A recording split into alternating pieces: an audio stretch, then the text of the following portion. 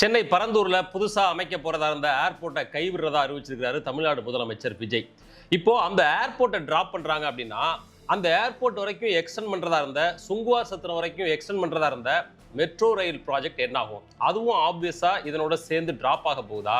இந்த ஏர்போர்ட் அங்கே கட்ட போறோம் அப்படின்றதுனால கிட்டத்தட்ட 5000 ஏக்கர் நிலத்தை கையகப்படுத்தி வச்சிருந்தாங்க. மக்களுக்கு எத்தனையோ கோடி ரூபாய் இழப்பீட்டு தொகையா கொடுத்துருந்தாங்க. இப்போ அந்த பணத்தை எல்லாம் திரும்ப வாங்க போறாங்களா, அல்லது அந்த நிலத்தை வேற என்ன பர்பஸுக்காக பயன்படுத்த போறாங்க? அப்புறம் இன்னைக்கு முதலமைச்சர் விஜய் என்ன சொல்லியிருக்காரு, நாங்க வேற ஒரு ஏர்போர்ட்டையும் அமைக்க போறோம் அப்படின்னு சொல்லியிருக்காரு. அப்போ அந்த ஏர்போர்ட்டுக்கு எங்க போய் இடத்த பார்க்க போறாங்க? சென்னையை சுத்தி எந்த பக்கம் இடம் இருக்கு? ஒரு பக்கம் வங்கக்கடல் இருக்கு, இன்னொரு பக்கம் கல்பாக்கம் அணுமின் நிலையம் இருக்கு, அந்த பக்கம் வேடந்தாங்கல் பறவைகள் சரணாலயம் இருக்கு, வடக்க போனாக்கா ஆந்திரா எல்லை வந்துடுது. அப்போ மிச்ச மீதி இருக்கிற இடத்துல தானே புது ஏர்போர்ட் அமைக்க முடியும்.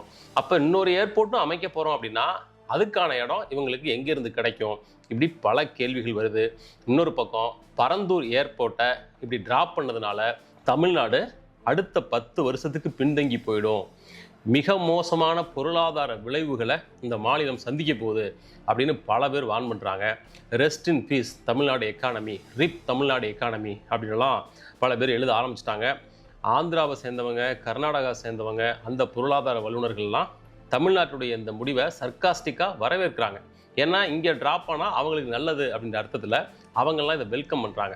இப்போ தமிழ்நாட்டில் என்ன தான் நடக்குது? இந்த பரந்தூர் ஏர்போர்ட்டை ட்ராப் பண்ணது யாருக்கு ஆதாயம், யாருக்கு இதனால் இழப்பு? டீட்டெயிலாக இந்த வீடியோவில் பார்த்துடலாம். வெல்கம் டு பிடி ரிப்போர்ட்ஸ். நான் உங்கள் பாரதி தம்பி.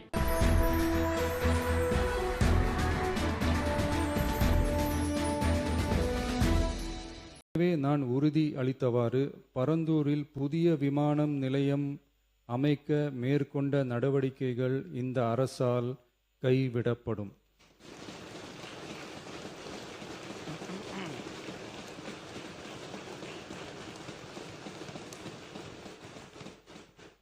துறை சார்ந்த வல்லுநர்கள் மற்றும் கல்வியாளர்கள் ஆகியோர்களிடம் கலந்தாலோசித்து விவசாய நிலங்கள் மற்றும் குடியிருப்புகளுக்கு பெரிய அளவில் பாதிப்பு ஏற்படாதவாறு புதிய விமான நிலையம் அமைப்பதற்கான பொருத்தமான சில மாற்று இடங்கள் தேர்வு செய்யப்பட்டுள்ளன. அவ்விடங்களில் தொழில்நுட்ப ரீதியான சாத்தியக்கூறுகளை சம்பந்தப்பட்ட துறைகள் மூலம் விரிவான ஆய்வு மேற்கொண்டு புதிய விமான நிலையத்திற்கான இடம் விரைவில் இறுதி செய்யப்படும். தமிழக வெற்றி கழகத்தோட தலைவர் விஜய் தேர்தலுக்கு முன்னாடி பிரச்சாரம் பண்ணும்போதே பரந்தூர் விமான நிலைய திட்டத்தை நாங்கள் ஆட்சிக்கு வந்தால் கைவிடுவோம் அப்படின்னு அறிவிச்சாரு. விக்கிரவாண்டி கூட்டத்தில் பேசினாரு. பரந்தூர்ல போராடின மக்கள்கிட்ட போய் இவரே போய் பேசவும் செஞ்சாரு. இதெல்லாம் நாம பார்த்தோம். இப்போ அவர் ஆட்சிக்கு வந்துட்டாரு. கொடுத்த வாக்குறுதியை நிறைவேற்றுகிறோம் அப்படின்னு பரந்தூர் விமான நிலைய திட்டம் கைவிடப்படுகிறது அப்படின்னு அறிவிக்கிறார். முதல்ல இது ஒரு அரசியல் முடிவு. தேர்தலில் வாக்குறுதியாக கொடுத்தாச்சு, நாம் ஆட்சிக்கு வந்துட்டோம், அதனால அதை நிறைவேற்றுறோம் அப்படின்றது தான் இதனுடைய அடிப்படை. ஆனால் இந்த அறிவிப்பை இதோடு நிறுத்தியிருந்தா பரவாயில்ல. மாறா விஜய் என்ன சொல்கிறாரு, தமிழ்நாட்டுக்கு குறிப்பாக சென்னைக்கு இன்னொரு ஏர்போர்ட்டோட தேவை இருக்குது, அதனால் அப்படி ஒரு ஏர்போர்ட்டையும் நாங்கள் ஏற்படுத்த போகிறோம், நிபுணர்களை வச்சு புதிய இடத்தை தேர்வு பண்ணுற வேலைகளை ஆல்ரெடி நாங்கள் ஆரம்பிச்சிட்டோம் அப்படின்றது போல் இன்றைக்கி சட்டமன்ற அறிவிப்பில் சொல்கிறாப்ல. அப்படின்னா அந்த புது ஏர்போர்ட் ஆல்மோஸ்ட் 90% இடமெல்லாம் கையகப்படுத்தி பிளானை எக்ஸிக்யூட் பண்ணுறதுக்கு ரெடியாகவே இருக்கு இல்லையா? அதையே எடுத்துக்கலாமே. இப்போ புதுசாக போய் ஒரு இடத்த கண்டுபிடிச்சி அதுக்கு சிவில் ஏவியேஷன் டிபார்ட்மெண்ட்டோட அனுமதி வாங்கி அங்கேயும் விவசாயிகள் இருப்பாங்க, அங்கேயும் ஊர் மக்கள் இருப்பாங்க, அவங்க போராட மாட்டாங்களா? நாங்கள் இந்த இடத்த கொடுக்க மாட்டோம், இங்கே விவசாயம் செஞ்சுக்கிட்டு இருக்கோம், இங்கெல்லாம் வந்து ஏர்போர்ட் கட்டக்கூடாது அப்படின்னு பரந்தூர் போல் அங்கே போராட மாட்டாங்களா? நீங்கள் ஒரு முன்னுதாரணத்தை உருவாக்கி காட்டிட்டீங்க. ஒரு அரசு திட்டத்தை செயல்படுத்த போகும்போது மக்கள்கிட்ட எதிர்ப்பு வந்தால் அந்த மக்களின் குரலுக்கு செவிசாய்த்து அந்த திட்டத்தை டிராப் பண்ணுறது அப்படின்ற முன்னுதாரணத்தை இப்போ விஜய் ஏற்படுத்தி காட்டிட்டாரு. அப்போ அடுத்து தமிழ்நாடு அரசு சார்பாக எந்த ஏரியாவில் ஏர்போர்ட் அமைக்கிறதா இருந்தாலும் அந்த ஊர் மக்களும் இதே போல் போராட தானே செய்வாங்க. ஒரு ஏர்போர்ட் அமைக்கணும் அப்படின்னா எப்படி இருந்தாலும் ஒரு 4000 ஏக்கர் 5000 ஏக்கர் நிலம் தேவைப்படும். சென்னை மீனம்பாக்கம் ஏர்போர்ட் அப்படிங்கிறது 1300 ஏக்கர் அகலம் கொண்டது. இப்போ புதுசாக பரந்தூரில் அமைக்கிறதா இருந்த ஏர்போர்ட் அப்படிங்கிறது 5000 சொச்ச ஏக்கர், 5746 ஏக்கர், அவ்வளோ பெரிய பிளான் அது. அப்போ புதுசாக இன்னொரு ஏர்போர்ட்டை நீங்கள் வேற எங்கேயும் அமைக்கிறதா இருந்தாலும் ஏறக்குறைய இந்த ரேஞ்சில் நிலத்தை கையகப்படுத்தி தானே ஆகணும். அவ்வளவு பிரம்மாண்டமான நிலம் எந்த இடத்துல எம்டியா கிடக்கு. மனிதர்களே வாழாம 4000 ஏக்கர் 5000 ஏக்கர் ஒட்டுக்கா ஒரே இடத்துல எங்க இருக்குது? அரசாங்கத்துக்கு சொந்தமா ஒரே இடத்துல அவ்வளவு இடம் எங்கேயும் இல்லை. அப்போ புதுசா ஒரு ஏர்போர்ட் அமைக்கிறதுக்கு இடம் தேர்வு பண்ண போனாலும் இதே பிரச்சனை வரத்தானே செய்யும். அப்போ சென்னைக்கு ஒரு ஏர்போர்ட் தேவை அப்படின்னா இருக்கிறத பயன்படுத்துறதை விட்டுட்டு புதுசா இன்னொன்று போய் செய்ய வேண்டிய தேவை என்ன? இந்த பரந்தூர்ல ஏர்போர்ட் அமைக்கிறது அப்படின்ற இந்த முடிவு போன தடவை மு.க. ஸ்டாலின் முதலமைச்சராக இருக்கும்போது எடுக்கப்பட்ட முடிவு கிடையாது. அதற்கு முன்னாடி 10 வருஷம் ஏடிஎம்கே இருந்தாங்க, அதற்கு முன்னாடி டிஎம்கே இருந்தாங்கல்ல, அப்பவே இதற்கான பேச்செல்லாம் ஆரம்பிச்சிருச்சு. ஆனா அதற்கு பிறகு வந்த 10 வருஷ கால அதிமுக ஆட்சி இதை பெருசா கண்டுக்கல. திமுக ஆட்சிக்கு வந்த பிறகு லாஸ்ட் 5 இயர்ஸ்ல இந்த பரந்தூர் ஏர்போர்ட்டை உருவாக்க போறோம் அப்படின்னு அறிவிச்சு அதற்கான நில ஆர்ஜித வேலைகள்லாம் ஆரம்பிச்சு பண்ணாங்க. 5746 ஏக்கர் நிலத்தை அங்க கையகப்படுத்தி அதுல 90% நில உரிமையாளர்களுக்கு பணத்தை நாங்க செட்டில் பண்ணிட்டோம் அப்படின்னு இன்னைக்கு தங்கம் தென்னரசு பேட்டி கொடுத்துருக்காப்ல. 90% பேருக்கு பணத்தை கொடுத்துட்டோம் அப்படின்னா கிட்டத்தட்ட 5000 ஏக்கர் நில உரிமையாளர்களுக்கு பணத்தை இவங்க கொடுத்துட்டாங்க. எத்தனையோ கோடி வரும். யோசிச்சு பாருங்க, பரந்தூர் ஏர்போர்ட் ஸ்ரீபெரும்புதூர் பக்கத்தில் இருக்குது. அது ஒரு இண்டஸ்ட்ரியல் ஹப். அங்கெல்லாம் ஏக்கர் கணக்கில் நிலத்தை விற்கிறதா இருந்தால் ஒவ்வொரு ஏக்கரும் எத்தனை லட்ச ரூபா கோடி ரூபா சொல்லுவாங்க. ஸோ 5000 ஏக்கருக்கும் அவ்வளவு பணத்தை கொடுத்து செட்டில் பண்ணிட்டாங்க. மிச்சம் இருக்கிறது ஏதோ ஒரே ஒரு ஊர் தான். அந்த ஒரு கிராமத்துக்காரங்க மட்டும்தான் நாங்கள் நிலத்தை கொடுக்க மாட்டோம் அப்படின்னு அவங்க மட்டும்தான் அதில் விடாபிடியாக இருக்கிறாங்க. அந்த ஒரு ஊருக்காரங்களை மட்டும் கன்வின்ஸ் பண்ணிட்டா இந்த பரந்தூர் ஏர்போர்ட் ப்ராஜெக்ட்ல எந்த விதமான பிரச்சனையும் இல்லவே இல்லை. ஆல்ரெடி 90% பேர் நிலத்தை வித்துட்டு போயிட்டாங்களே, இனிமே பிரச்சனையே இல்லைல்ல. வெறுமனே 10% பிரச்சனையை மட்டும் எதிர்கொண்டா போதும். அதை விட்டுட்டு புத்தம் புதுசா வேற ஒரு இடத்துல அமைக்க போறோம் அப்படின்னு இவரு சொல்றாப்ல. இந்த பரந்தூர் ஏர்போர்ட்டுக்கான இடத்த முந்தைய திமுக அரசு எப்படி சூஸ் பண்ணாங்க? வெறுமனே ஸ்ட்ரைட்டா பரந்தூர்னு ஒரு இடம் அப்படின்னு போய் கண்டுபிடிச்சிட்டாங்களா? அப்படி கிடையாது. மொத்தம் 11 இடங்கள் இதற்காக பரிசீலிக்கப்பட்டு அதை ஒவ்வொன்றா ஷார்ட் லிஸ்ட் பண்ணி கடைசியாக பரந்தூரை அவங்க அரைவ் பண்ணாங்க. சென்னை அப்படின்ற நகரத்துக்கு கிழக்கு பக்கத்தில் வங்கக்கடல் இருக்குது. ஸோ ஒரு திசை போயிடுது, மீதி உள்ளது 3 திசை. வடக்க ஒரு 50-60 கிலோமீட்டர் 100 கிலோமீட்டர் போனாக்க ஆந்திரா வந்துடுது. ஸோ வடக்கு நோக்கியும் நம்ம ஏர்போர்ட் அமைக்க முடியாது. மீதி இருக்கிறது மேற்கு மற்றும் தெற்கு திசை. தெற்கு திசையை பொறுத்தவரையிலும் இந்த கடற்கரையை ஒட்டி இருக்கக்கூடிய பகுதியில் கல்பாக்கம் அணுமின் நிலையம் வந்துடும். கொஞ்சம் அந்த பக்கம் போனோம்னா வேடந்தாங்கல் பறவைகள் சரணாலயம் வந்துடும். ஸோ அந்த பக்கமும் புதிய விமான நிலையத்தை அமைக்க முடியாது. எஞ்சி இருக்கக்கூடியது அப்படிங்கிறது சென்னையோட மேற்கு பகுதி மட்டும்தான். அதனால தான் பரந்தூரை சூஸ் பண்ணாங்க. பரனூர் அப்படின்னு இன்னொரு ஊரை முதல்ல சூஸ் பண்ணாங்க. அதில் பாதிக்கப்படக்கூடிய ஃபேமிலியோட எண்ணிக்கை அதிகமாக இருக்குது அப்படின்றதுனாலையும் பக்கத்தில் அரசுக்கு சொந்தமான நிலத்துடைய அளவு கம்மியாக இருக்குது அப்படின்றதுனாலையும் இந்த பரந்தூருக்கு வந்தாங்க. பரந்தூரில் கிட்டத்தட்ட 1500 குடும்பங்கள் இதன் மூலமாக பாதிக்கப்பட்டுச்சு அப்படின்னு ஒரு திட்ட அறிக்கையை அரைவு பண்ணாங்க. அதுதான் கடந்த 5 வருஷத்தில் அதை எக்ஸிக்யூட் பண்ணுறதுக்கு ட்ரை பண்ணி அவர் கிட்டத்தட்ட முடிஞ்ச நிலைமையில் இப்போ ஆட்சி மாற்றம் வந்து இப்போ திட்டத்தை ட்ராப் அப்படின்னு இவர் அறிவிச்சிருக்கிறாப்ல. சரி, அந்த விமான நிலையம் வரலன்னா பரவாயில்ல. அதான் மீனம்பாக்கத்தில் சென்னையில் ஆல்ரெடி ஒரு விமான நிலையம் இருக்குதே, அது போதுமானது தானே. இவ்வளவு காலமாக அந்த ஏர்போர்ட்டை வச்சு தானே நம்ம இவ்வளவு தூரத்துக்கு வளர்ந்து வந்திருக்கிறோம். அப்போ அதை வச்சே ஃபியூச்சர்லேயே வளர முடியாதா? இதனால எல்லாம் தமிழ்நாட்டுடைய வளர்ச்சி பாதிக்கப்படும் அப்படின்னு எப்படி சொல்ல முடியும் அப்படின்றது சராசரியாக எல்லாருக்கும் எழக்கூடிய கேள்வி.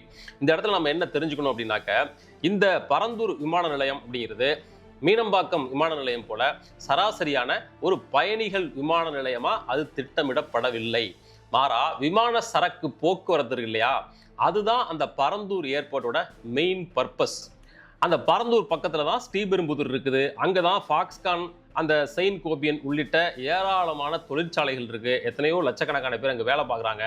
நம்ம மொபைல் உதிரி பாகங்கள், இன்னும் எத்தனையோ எலக்ட்ரானிக்ஸ் உதிரி பாகங்கள் எல்லாம் அங்கே தான் தயாரிக்கிறாங்க. பல வெளிநாடுகளுக்கு இங்கிருந்து எக்ஸ்போர்ட் ஆகுது. சொல்லப்போனால் இந்தியாவிலேயே இந்த எலக்ட்ரானிக்ஸ் காம்பனன்ட்ஸை, அதோடைய உதிரி பாகங்களை அதிகமாக தயாரித்து வேற நாடுகளுக்கு ஏற்றுமதி பண்ணக்கூடியது தமிழ்நாடு தான். அதற்கெல்லாம் ஹப்பாக இருக்கக்கூடியது அந்த ஸ்ரீபெரும்புதூர் பகுதி. அந்த நிறுவனங்களுடைய பொருட்களை ஈஸியாக வெளிநாடுகளுக்கு ஏற்றுமதி செய்யலாம் அப்படின்றத பிரைமரி நோக்கமாக கொண்டு தான் இந்த பரந்தூர் விமான நிலையமே உருவாக்கப்பட்டுச்சு. முதன்மை நோக்கம் அப்படிங்கிறது இந்த விமான சரக்கு போக்குவரத்து தான். அதோட சேர்த்து இந்த பரந்தூர் அப்படிங்கிறது சென்னை பெங்களூர் ஹைவேல நடுவில் இருக்குது. இதை எதிர்காலத்தில் ஒரு கார்கோ ஏர்போர்ட்டாக எக்ஸ்டெண்ட் பண்ணால், அதை விரிவுபடுத்தினா, அதை நோக்கி டெவலப் பண்ணால் பெங்களூர் ஹைதராபாத் மாதிரி சென்னையும் ஒரு நவீன தொழில்நுட்ப நகரமாக நவீன கார்கோ ஹப்பாக மாறக்கூடிய சாத்தியம் இருந்துச்சு அப்படின்னு சொல்கிறாங்க. இப்போ அது எல்லாமே கம்ப்ளீட்டாக அடி வாங்குது. ஸோ விமான சரக்கு போக்குவரத்து தான் அதில் மெயின் விஷயம். சரி, அந்த போக்குவரத்தையும் கூட மீனம்பாக்கத்துலேருந்தே பண்ணலாமே, இது வரைக்கும் அப்படி தானே பண்ணிட்டு இருக்கோம் அப்படின்னா, இது வரைக்கும் பண்ணிட்டு இருந்தது சரி. ஆனால் இப்போவே மீனம்பாக்கம் விமான நிலையம் தன்னுடைய அந்த கையாளும் திறனோட கிட்டத்தட்ட 90% எட்டி விட்டது. இதற்கு பிறகு மாநிலம் வளரத்தான் ஆகும் இல்லையா? இன்னும் அடுத்த 10 வருஷத்துல தமிழ்நாட்டுடைய வளர்ச்சி அப்படிங்கிறது இப்போ இருக்கிறத விட அடுத்து 2 மடங்கு 3 மடங்கா ஆப்வியஸாக மாறும். அப்படி மாறும்போது வெளிநாட்டு முதலீடுகள் இங்கே வரும், கச்சா பொருட்கள் இங்கே வரும், இங்கிருந்து ஏற்றுமதி ஆகும். இது எல்லாத்தையும் ஹேண்டில் பண்ணக்கூடிய அளவுக்கு மீனம்பாக்கம் ஏர்போர்ட் போதுமானதாக இல்லை. அதனால தான் பரந்தூர் அப்படின்ற இன்னொரு விமான நிலையத்துக்கான தேவை வருது. இந்த தேவை ஆக்சுவலாக ஒரு 15 வருஷத்துக்கு முன்னாடியே வந்துருச்சு. எப்போ வந்துச்சு, எப்போ தமிழ்நாடு உஷார் ஆயிருக்கணும் அப்படின்னா, பெங்களூரில் தேவனஹள்ளியில் புதுசாக ஒரு ஏர்போர்ட்டை 2008 அவங்க ஓப்பன் பண்ணாங்க. 1990கள் காலகட்டத்திலாம் சென்னை, பாம்பே, டெல்லி, கல்கத்தா இந்த 4 நகரங்கள் தான் விமான போக்குவரத்துக்கு ரொம்ப ரொம்ப முக்கியமான இடம். பெங்களூரில் ஒரு இன்டர்நேஷ்னல் விமான நிலையம் கூட கிடையாது. அங்கே போகணும் அப்படின்னா சென்னை அப்படி மாறி தான் போகணும். அப்படி நிலைமையில தான் 1990 அந்த நகரம் இருந்துச்சு. அதற்கு பிறகு ஐடி செக்டார் கடகடன்னு அங்கே பூம் ஆகி வாஜ்பாய் காலத்தில் பெங்களூரில் ஒரு இன்டர்நேஷ்னல் ஏர்போர்ட்டுக்கான தேவை இருக்குது அப்படின்றத அவர் இனிஷியேட் பண்ணி அப்புறம் மெல்ல மெல்ல அந்த தேவனஹள்ளி அப்படின்ற இடத்துல 4000 ஏக்கர் பரப்பளவில் விமான நிலையம் உருவாக்கப்பட்டு 2008 அதை ஓப்பன் பண்ணாங்க. அதை ஓப்பன் பண்ணுற அந்த சமயத்தில் விமான நிலையங்கள்லேயே இந்திய அளவில் சென்னை 3வது இடத்துல இருந்துச்சு, பெங்களூரு 5வது இடத்துல இருந்துச்சு. இந்த 10-15 வருஷத்தில் அந்த தேவனஹள்ளி ஏர்போர்ட் கொஞ்சம் கொஞ்சமாக வளர்ந்து இன்னைக்கு அது 3வது இடத்துக்கு போயிடுச்சு. சென்னை ஏர்போர்ட், மீனம்பாக்கம் ஏர்போர்ட் 5வது இடத்துக்கு போயிடுச்சு. சரக்குகளை ஏற்றி இறக்கி ஹேண்டில் பண்ணுறாங்க இல்லையா, அதன் மூலமாக தான் ஏர்போர்ட்டுக்கு முக்கியமான வருமானம். அதில் சென்னை சரிவாதியாக குறைஞ்சிருச்சு. கடந்த ஒரு சில வருஷங்களாக ரொம்ப டிராஸ்டிக்காக குறைஞ்சிருச்சு. இன்னொரு பக்கம் ஹைதராபாத் தன்னுடைய விமான நிலையங்களை ரொம்ப நவீனமாக மாற்றிட்டு இருக்கு. அங்கே குப்பத்தில், ஆந்திர மாநிலம் குப்பத்தில் இன்னொரு புதிய ஏர்போர்ட்டை அங்கே ஒரு பக்கம் உருவாக்கிட்டு இருக்கிறாங்க. பெங்களூரில் ஒரு ஏர்போர்ட் இருக்குது. இதற்கு மாற்றாக தான் ஓசூரில் ஒரு ஏர்போர்ட்டை உருவாக்குவோம் அப்படின்னு தமிழ்நாடு அரசு, முந்தைய திமுக அரசு தீவிரமாக முயற்சி பண்ணாங்க. பட் பெங்களூர்லேருந்து ரொம்ப பக்கத்தில் இருக்குது, 150 கிலோமீட்டருக்கு உள்ளேயே இன்னொரு ஏர்போர்ட்டுக்கு அனுமதி கொடுக்க மாட்டோம் அப்படின்னு சிவில் ஏவியேஷன் டிபார்ட்மெண்ட் பர்மிஷன் கொடுக்கல, இப்போ வரைக்கும் கொடுக்கல. ஆனால் அதே 150 கிலோமீட்டருக்கு பக்கத்தில் தான் அந்த குப்பம் இருக்குது, அவங்களுக்கு மட்டும் பர்மிஷன் கொடுத்துட்டாங்க. சந்திரபாபு நாயுடு மத்திய அரசோட ஆளுங்கட்சியின் அங்கமாக இருக்கிறாரு, அதனால கொடுத்தாங்களா என்னன்னு தெரியல. அங்கே கொடுத்துட்டாங்க. அதற்கான வேலைகள் வேக வேகமாக நடந்துகிட்டு இருக்கு. ஸோ அந்த குப்பம் ஏர்போர்ட் வந்துடும். இந்த பக்கம் பெங்களூர் ஏர்போர்ட் பிஸியாக இருக்க போகுது. இந்த பக்கம் நமக்கு ஓசூரில் ஒரு ஏர்போர்ட் வரப்போகிறதில்ல. ஸோ தமிழ்நாடுடைய வடக்கு பகுதியில் புதுசாக அமையிருந்த ஏர்போர்ட்டை ஆல்மோஸ்ட் கிடைக்காது அப்படின்னு நிலைமைக்கு நம்ம வந்துட்டோம். இன்னொரு பக்கம் எல்லா வேலையும் நடந்து முடிஞ்சு ஆல்மோஸ்ட் அதை கிக் ஸ்டார்ட் பண்ணக்கூடிய நிலைமையில் இருந்த ஏர்போர்ட்டை, பரந்தூர் ஏர்போர்ட்டை, அதெல்லாம் வேண்டாம் அப்படின்னு ட்ராப் பண்ணிட்டார் இன்னைக்கு தமிழ்நாடு முதலமைச்சர். புதுசாக ஒரு ஏர்போர்ட் அமைக்கணும் அப்படின்னாக்க சிவில் ஏவியேஷன் டிபார்ட்மெண்ட்டில் பெர்மிஷன் வாங்குறது அப்படிங்கிறது அவ்வளவு கஷ்டம். அந்த ஏவியேஷன் டிபார்ட்மெண்ட் எக்ஸ்பர்ட்ஸ் என்ன சொல்கிறாங்கன்னா, புதுசாக ஒரு இடத்த ஐடென்டிஃபை பண்ணி அது ஏர்போர்ட்டுக்கு உகந்த தரத்தில் இருக்கா, சரியாக இருக்கா அப்படிங்கிறதெல்லாம் செக் பண்ணி அதுக்கு பர்மிஷன் கொடுக்கறதுக்கே 7-8 வருஷம் ஆகிடும் அப்படின்னு சொல்கிறாங்க. முதல்ல நில ஆர்ஜிதம் பண்ணுறதே மிகப்பெரிய வேலை.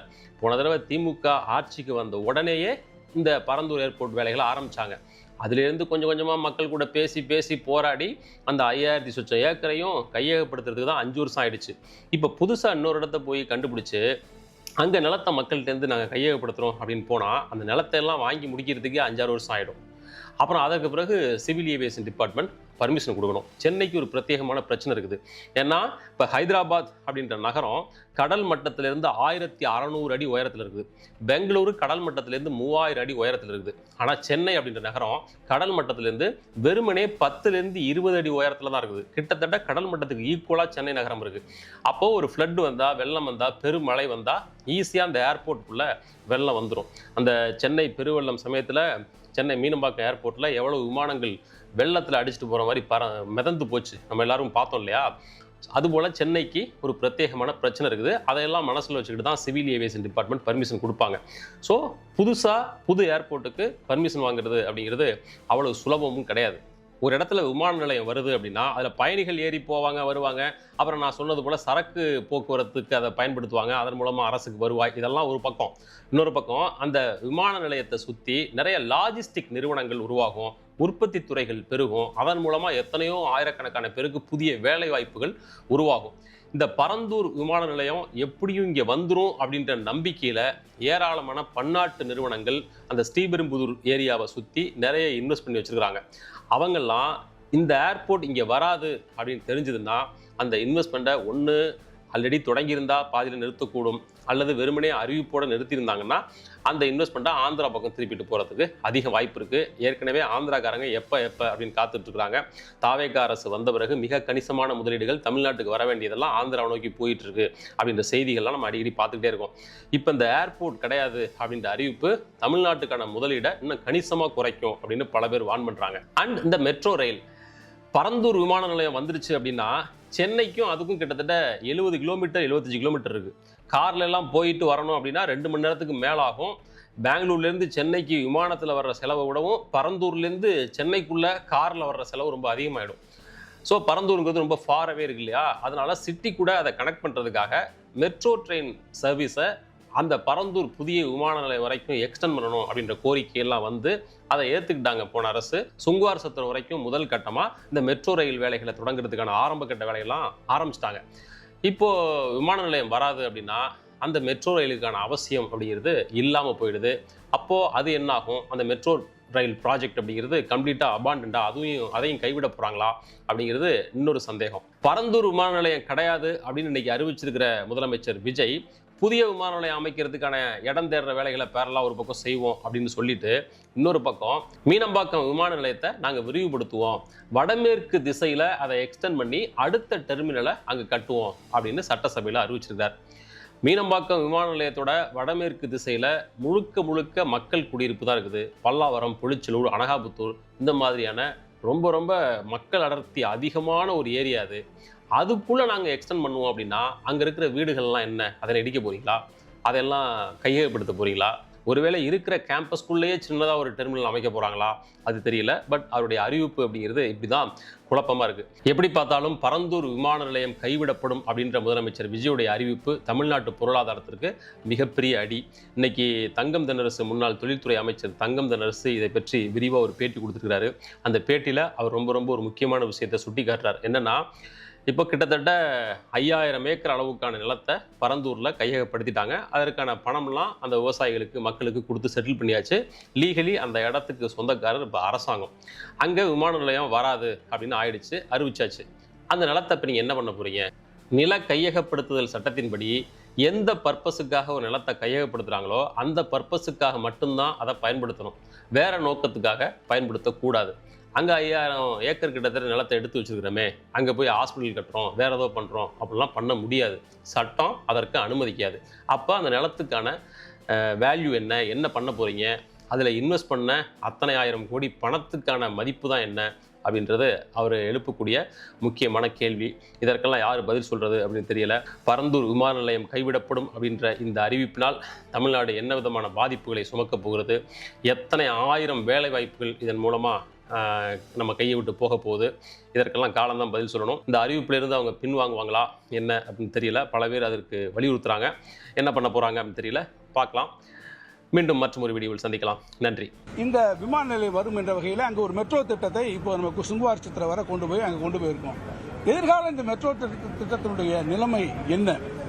இங்கே நீங்கள் கொண்டு போகிற இடத்துல இப்போ பெங்களூர் டு சென்னை அந்த புதிய சாலை, 4 வழிச்சாலை இப்போ வந்து கொண்டிருக்கிறது. இந்த இதோட அலைன்மெண்ட்டோட பரந்தூர் இருந்தது. இனி வரக்கூடிய இடங்கள் எப்படி இருக்கும்? அந்த இடத்துல எந்த வகையிலே நீங்கள் செய்ய போகிறீர்கள்? நான் ஏற்கனவே சொன்னதை போல சென்னையை சுற்றி இருக்கக்கூடிய பல்வேறு இடங்களிலே மிகப்பெரிய அளவில் அந்த பிரச்சனைகள் உங்களுக்கு இருக்கும். ஆகவே அதை நீங்கள் என்ன செய்ய போகிறீர்கள் என்பதை நான் கேட்டுக்கொள்ள விரும்புகிறேன். ஆக இந்த சூழ்நிலையில், இப்படிப்பட்ட ஒரு சூழ்நிலையில் பரந்தூரிலே நீங்கள் இந்த விமான நிலையத்தை அமைப்பதுதான் மிக சரியானதாக அமைந்திருக்கும். ஆனால் இதை நீங்கள் அரசியல் காரணங்களுக்காக இன்றைக்கு மாட்டோம். ஒரு திட்டம் நாட்டுக்கு வருகிற போது அதில் அரசியல் செய்யக்கூடாது. அரசியல் காரணங்களுக்காக ஏதேனும் திட்டங்கள் நிறுத்தப்பட்டிருக்கும் என்று சொன்னால் அது நம்முடைய பொருளாதாரத்தை பாதிக்கும். ஏற்கனவே அதிமுக ஆட்சியில் துறைமுகத்திலிருந்து மதுரவாயல் திட்டம் இதற்காக நிறுத்தப்பட்டு மீண்டும் நம்முடைய கழக ஆட்சியிலே துவங்கப்பட்டது.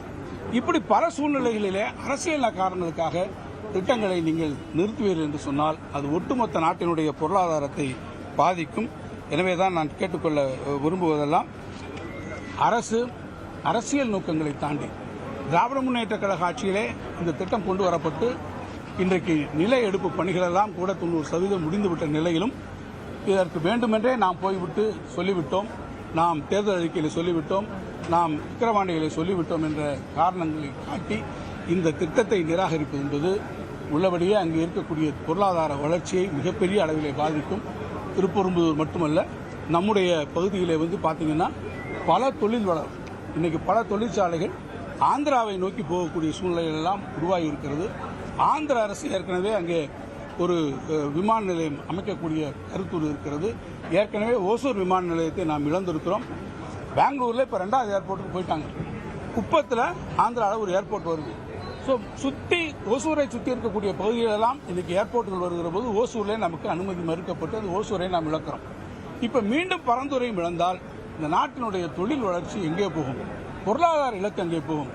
தாவேக அரசு சொல்லியிருக்கக்கூடிய 1.5 trillion economy, American dollar economy என்பதை எப்படி இந்த அரசு நிறைவேற்றப் போகிறது? இதற்கான ரோட் மேப் என்ன? ஆக இந்த திட்டங்களை எல்லாம் அரசியல் காரணங்களுக்காக தடுத்து நிறுத்தக்கூடிய போக்கை ஒழிய உள்ளபடியே தமிழ்நாட்டினுடைய வளர்ச்சிக்கும் அதனுடைய முன்னேற்றத்திற்கும் இந்த அரசு துணை இல்லை என்பதை நான் இங்கே தெரிவிக்கிறேன்.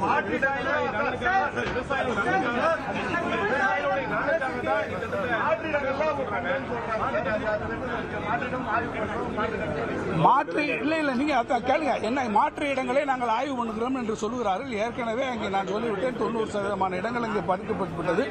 இருக்கக்கூடியவர்களுக்கு நீங்கள் என்ன பதில் சொல்ல போறீர்கள்? மாற்று இடத்தை கொண்டு வருவதில் என்ன சூழ்நிலை இருப்பது என்பதை தாவேக அரசு உங்களுக்கு விளக்க வேண்டும்.